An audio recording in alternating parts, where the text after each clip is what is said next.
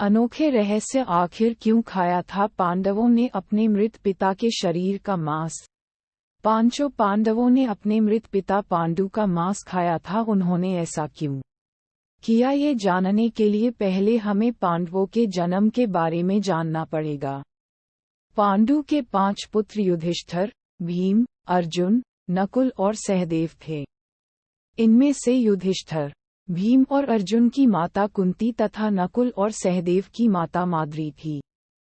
पांडु इन 5 पुत्रों के पिता तो थे, पर इनका जन्म पांडु के वीर्य तथा संभोग से नहीं हुआ था, क्योंकि पांडु को श्राप था कि जैसे ही वो संभोग करेगा उसकी मृत्यु हो जाएगी। इसलिए पांडु के आग्रह पर ये पुत्र कुंती और माद्री ने भगवान का आह्वान करके प्राप्त किए थे। जब पांडु की मृत्यु हुई तो उसके मृत शरीर का मांस 5 भाइयों ने मिल बांटकर खाया था। उन्होंने ऐसा इसलिए किया क्योंकि स्वयं पांडु की ऐसी इच्छा थी।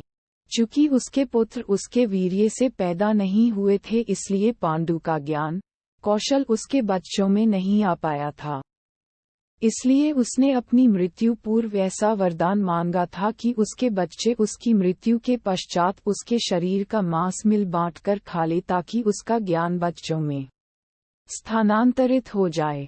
पांडवों द्वारा पिता का मांस खाने के संबंध में 2 मान्यता प्रचलित है। प्रथम मान्यता के अनुसार मांस तो 5 भाइयों ने खाया था, पर सबसे ज्यादा हिस्सा सहदेव ने खाया था। जबकि एक अन्य मान्यता के अनुसार सिर्फ सहदेव ने पिता की इच्छा का पालन करते हुए उनके मस्तिष्क के 3 हिस्से खाए। पहले टुकड़े को खाते ही सहदेव को इतिहास का ज्ञान हुआ, दूसरे टुकड़े को खाने पे वर्तमान का और तीसरे टुकड़े को खाते ही भविष्य का। यही कारण था कि सहदेव 5 भाइयों में सबसे अधिक ज्ञानी था और इससे उसे भविष्य में होने वाली घटनाओं को देखने की शक्ति मिल गई थी।